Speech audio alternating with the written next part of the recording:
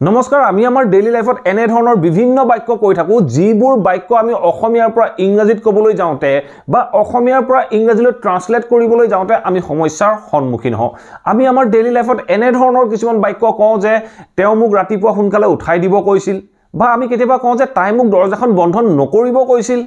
এনে ধৰণে যেতিয়া যিবোৰ বাক্য কওঁ এই বাক্যবোৰ যদি আমি ইংৰাজীলৈ ট্ৰান্সলেট কৰিব লগা হয় বা আমি ইংৰাজীত ক'ব লগা হয় এনে ধৰণৰ বাক্যবোৰ আমি কেনেদৰে ক'ব পাৰোঁ বা কেনেদৰে আমি লিখিব পাৰোঁ এই ধৰণৰ বাক্যবোৰ আমাৰ ডেইলি লাইফত সচৰাচৰ ব্যৱহাৰ হৈয়ে থাকে যদি আপোনাৰ লাইফতো বা আপোনাৰ ডেইলি লাইফতো এনে ধৰণৰ বাক্যবোৰ ইউজ হয় তেতিয়াহলে এই ভিডিওটো স্কিপ নকৰাকৈ হেকলৈকে চাওক কনসেপ্টটো সম্পূৰ্ণ বুজি লৈ আপুনিও আপোনাৰ ডেইলি লাইফত এপ্লাই কৰিবলৈ যত্ন কৰক সো আহক এটা টপিকটো ডিসকাস কৰো আমি যেতিয়া এনে ধৰণৰ বাক্যবোৰ অসমীয়াৰ পৰা ইংৰাজীলৈ ট্ৰান্সলেট কৰিব লগা হয় মই যেটো বাক্য আপোনালোকক কৈ আহিছিলো যে তেওঁক দৰজাখন বন্ধ নকৰিব কোৱা তেওঁক দৰজাখন নুখুলিব কোৱা এনে ধৰণৰ বাক্যবোৰ যেতিয়া আমি অসমীয়াৰ পৰা ইংৰাজীলৈ ট্ৰান্সলেট কৰিব লগা হয় তেনে ক্ষেত্ৰত আমি জানিব লগা হয় ইম্পেৰেটিভ সেন্টেন্সৰ ইনডাইৰেক্ট স্পিচ ইম্পেৰেটিভ সেন্টেন্সৰ যদি ইনডাইৰেক্ট স্পিচৰ বিষয়ে জানে তেনে ক্ষেত্ৰত আপোনালোকৰ বাবে এই বাক্যবোৰ একেবাৰে সহজ হ'ব যদি আপুনি নেৰেশন চেঞ্জৰ বিষয়ে নাজানে তেতিয়া এই ভিডিওটো চাওক এই ভিডিওটোত মই আপোনালোকে কেনেদৰে সহজে এই বাক্যবোৰ ক'ব পাৰিব তাৰ বিষয়ে ক'বলৈ যত্ন কৰিছো আৰু এইখিনিতে এটা পইণ্ট মনত ৰাখি ল'ব যেতিয়া আমি এই বাক্যবোৰত তেওঁ মোক কৈছিল বুলি কওঁ কৈছিলৰ কাৰণে আমি নৰমালি এটা ওয়াৰ্ড ব্যৱহাৰ কৰিব পাৰো হেতু হল asked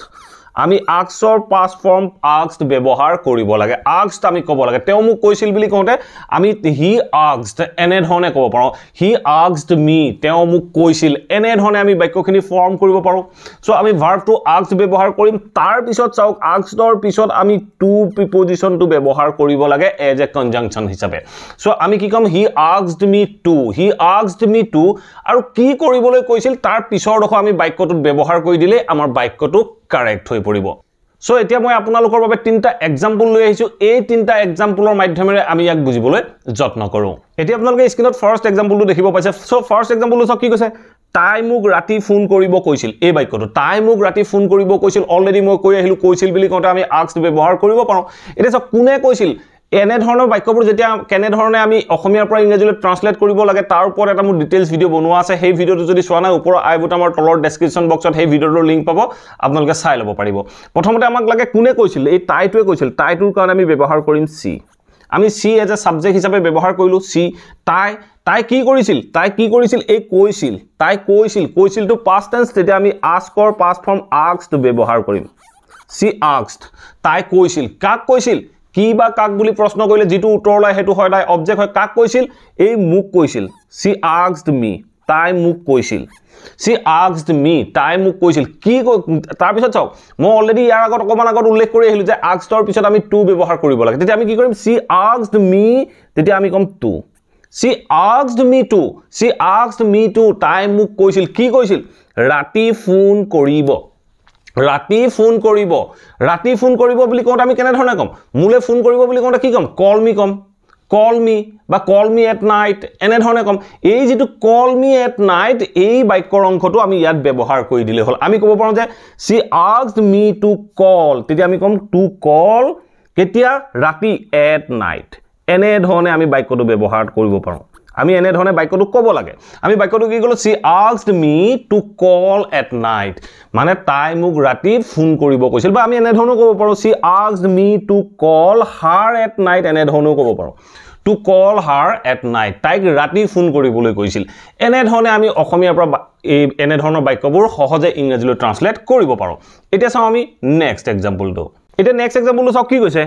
তেওঁ মোক দৰজাখন নুখুলিব কৈছিল এই বাক্যটো চাওক তেওঁ মোক দৰজাখন নুখুলিব কৈছিল এটা প্ৰথমতে আমাক লাগে সাবজেক্টটো কোনে কৈছিল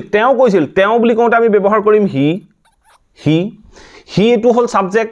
তেওঁ কৈছিল এটা চাওক তেওঁ কি কৈছিল এই কোৱা কামটো কৰিছিল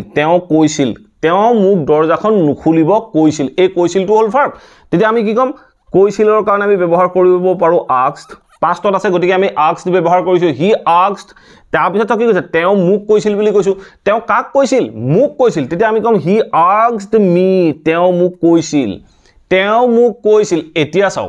তেওঁ মোক কৈছিল কি কৰিব কৈছিল দৰজাখন নুখুলিব কৈছিল আমি যদি দৰজাখন নুখুলিবা বুলি কওঁ তেতিয়া আমি কি কওঁ don't open the door এতিয়া আমি কি কম he asked me তাৰপিছত আমি to ব্যৱহাৰ কৰিম she asked me to এটা চাওক এটা বাক্যটোৱে কি কৈছে তেওঁক দৰজাখন নুখুলিব কোৱা don't open the door যেতিয়া don't থাকিব নুখুলিব কোৱা এনে ধৰণে কোৱা থাকিব তেতিয়া আমি এই ইয়াত যেটো to ব্যৱহাৰ কৰিলো এই to টোৰ আগত আমি not ব্যৱহাৰ কৰিব লাগে আৰু তাৰ পিছত আমি to ব্যৱহাৰ কৰিব লাগে আমি কলো যে he asked me not to don't ৰ ঠাইত আমি not to ব্যৱহাৰ কৰিলো open the door থাকি গল আপুনি open the door to বাক্যটোত ব্যৱহাৰ কৰক not to open the door এনে ধৰণে আমি বাক্যটো অসমীয়াৰ পৰা ইংৰাজীলৈ ট্ৰান্সলেট কৰিলো আমি কলো যে he asked me not to open the door তেওঁ মোক দৰজাখন নুখুলিবলৈ কৈছিল এনে ধৰণে আমি ট্ৰান্সলেট কৰিব লাগে এতিয়া চাও আমি লাষ্ট এক্সাম্পলটো এই এক্সাম্পলটোৰ বিষয়ে মোক বিশেষ এজন ভিউৱাৰ্ছে সুধিছিল সো তেখেতৰ এক্সাক্ট সেন্টেন্সটো পাহৰি মই তেখেতৰ সেন্টেন্সটোৰ ধৰণে এই বাক্যটো বনাই লবলৈ মই যত্ন কৰিছো এটা বাক্যটো সব কি কৈছে তেওঁ ৰাতিপুৱা হুনকালে উঠাই দিব কৈছিল এই বাক্যটো চাওক তেওঁ ৰাতিপুৱা হুনকালে উঠাই দিব কৈছিল খুব সম্ভৱ যিজন ভিউৱাৰ্ছ হয় ভিউৱাৰজনে মোক সুধিছিল ৰাতিপুৱা 8 বজাত উঠাই দিব কৈছিল এনে ধৰণে আছিল হ'ব সম্ভৱ বাক্যটো মই বাক্যটো এক্সাক্ট বিচাৰি নাপালো নুপুৱাৰ কাৰণে মই এই বাক্যটো মোৰ ধৰণে মই বনাই লবলৈ যত্ন কৰিলো সো বাক্যটো চাওক কি ক'লে তেওঁ ৰাতিপুৱা হুনকালে উঠাই দিব কৈছিল এটা চাওক তেওঁ কোনে কৈছিল এই তেওঁটোৱে কৈছিল তেওঁটোৰ কাৰণে আমি ব্যৱহাৰ কৰিম হি এটা সব ভাৰ্বটো কি তেও কৈছিল হে হিটোৱে কি কৰিছিল কৈছিল এই কোৱা কামটো কৰিছিল পাষ্টত আছে তেতিয়া আমি কম he asked আমি ভাৰ্বৰ কাৰণে আমি কোৱাৰ কাৰণে আমি অলৰেডি কৈ আহিলো যে asked ভাৰ্বটো আমি ব্যৱহাৰ কৰো আমি কলো যে he asked কাক কৈছিল তাৰ বিষয়ে নাই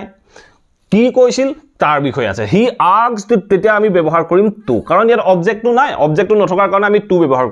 কৰিছো আমি কৈছো যে he asked to এটা চাও ৰাতিপুৱা হুনকালে উঠাই দিব কৈছিল ৰাতিপুৱা হুনকালে উঠাই দিব কৈছিল উঠাই দিয়া বা হাৰ পুৱাই দিয়াটো আমি কি বুলি কওঁ wake up বুলি কওঁ তেতিয়া আমি ক'ব পাৰো যে he asked to তেতিয়া আমি ক'ব পাৰো wake him up এই him up টো বুজালে তেওঁক উঠাই দিয়াৰ কথা